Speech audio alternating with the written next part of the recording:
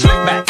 No, slick back. That's what I said. Slick back. No, nigga, I'm a pimp named Slick Back. Pimp named Slick Back. Pimp named Slick back. Nigga, are you deaf? I'm a pimp named Slick. Assalamualaikum warahmatullahi wabarakatuh. Jadi, di sini kita akan membahas dan mempelajari mata pelajaran PPKN pada kelas 6 SD semester 1 pada kurikulum Merdeka. Pada tema 5 yaitu keberagaman sosial, budaya, dan ekonomi masyarakat. Keberagaman ekonomi. Keberagaman ekonomi adalah kondisi di mana terdapat banyak jenis kegiatan ekonomi dari para pelaku ekonomi di dalam masyarakat. Contoh keberagaman ekonomi bisa kita jumpai di lingkungan terdekat kita, di mana terdapat bermacam-macam usaha dan profesi yang dijalankan masyarakat. Ada yang bekerja sebagai petani, peternak, guru, dokter, suster, pedagang, penyedia jasa misalnya seperti tenaga pijat, ojek online, dan masih banyak lainnya. Pelaku atau orang-orang yang menjalankan suatu usaha itu disebut sebagai wirausaha. Nah, di sini ada bentuk-bentuk usaha yang dilakukan wirausaha. Yang pertama yaitu ada usaha perdagangan. Yang kedua ada usaha jasa. Yang ketiga yaitu ada usaha industri.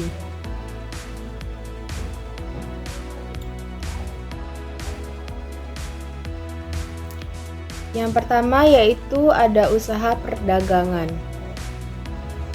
yaitu kegiatan dalam usaha perdagangan bergantung pada penjualan barang atau dagangan. Yang kedua, ada usaha jasa, yaitu kegiatan dalam usaha jasa adalah mencari order atau pesanan, menyelesaikan pesanan, dan mengelola staf untuk menjamin agar pekerjaan berjalan dengan lancar. Yang ketiga, ada usaha industri, yaitu usaha yang menghasilkan produk atau barang baru ataupun hanya mengolah bahan mentah menjadi barang setengah jadi. Yang kedua, ada kegiatan ekonomi.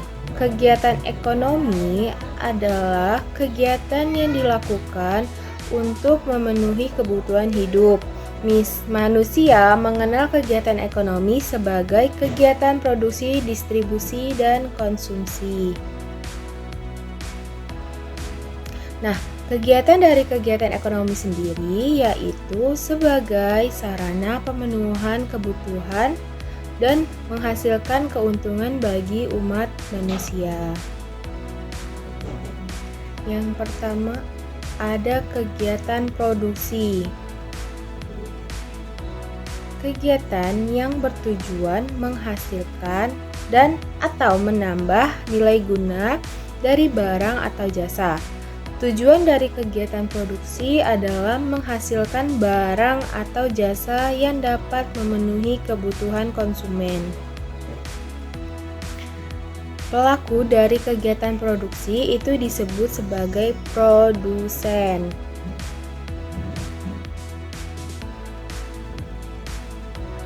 Contoh kegiatan produksi yaitu penjahit merubah kain menjadi pakaian siap jadi atau siap pakai.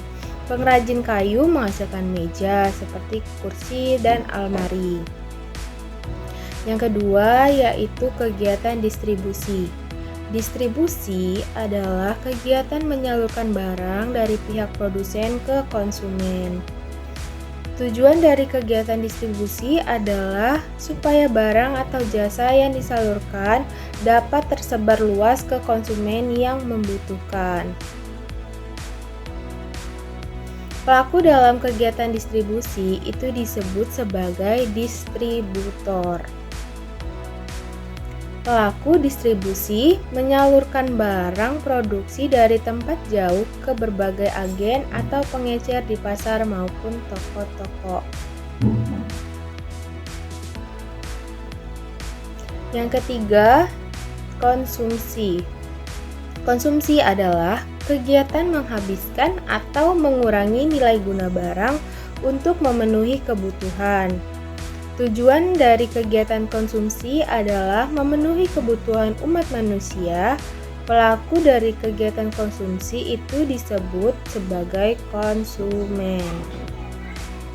Contoh kegiatan konsumsi: makanan sehari-hari, pakaian, tempat tinggal, dan lain sebagainya.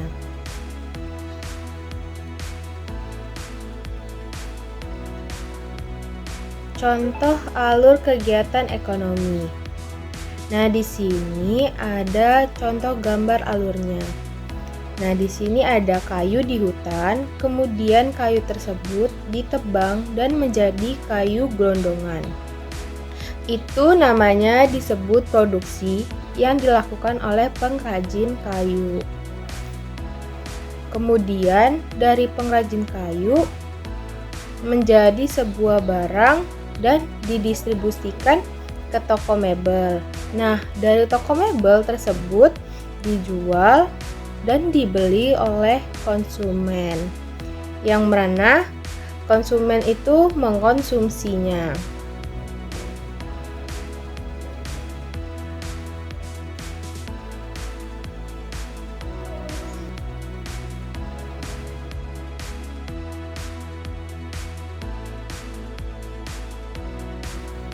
Keberagaman ekonomi. Setiap usaha memiliki tanggung jawab yang besar. Tanggung jawab setiap usaha berlaku terhadap beberapa pihak. Yang pertama, tanggung jawab terhadap konsumen.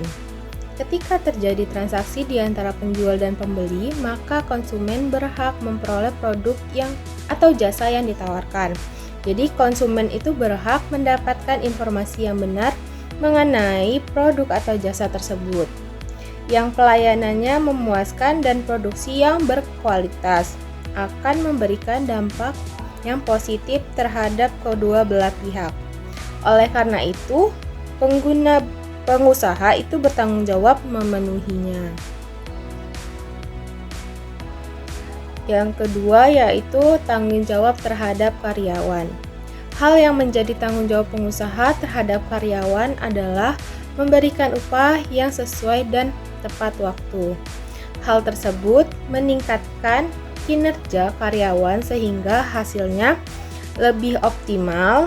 Seseorang pengusaha juga tidak boleh memperkerjakan karyawannya melebihi batas kemampuan.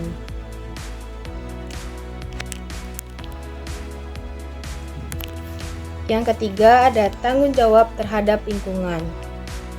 Mengelola limbah dengan cara yang benar, menjaga kebersihan lingkungan, dan mencegah adanya polusi yang dihasilkan dari kegiatan usaha.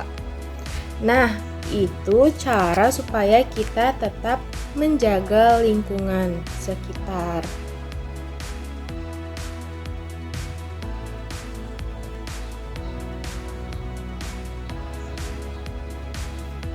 Kerjasama dalam berwirausaha. Salah satu faktor penentu keberhasilan dalam berwirausaha adalah kerjasama. Berikut tujuan kerjasama dalam berwirausaha. Yang pertama, memperingan pekerjaan. Yang kedua, mempererat tali persaudaraan. Yang ketiga, memperbesar modal. Dan yang terakhir, memperbesar peluang keberhasilan.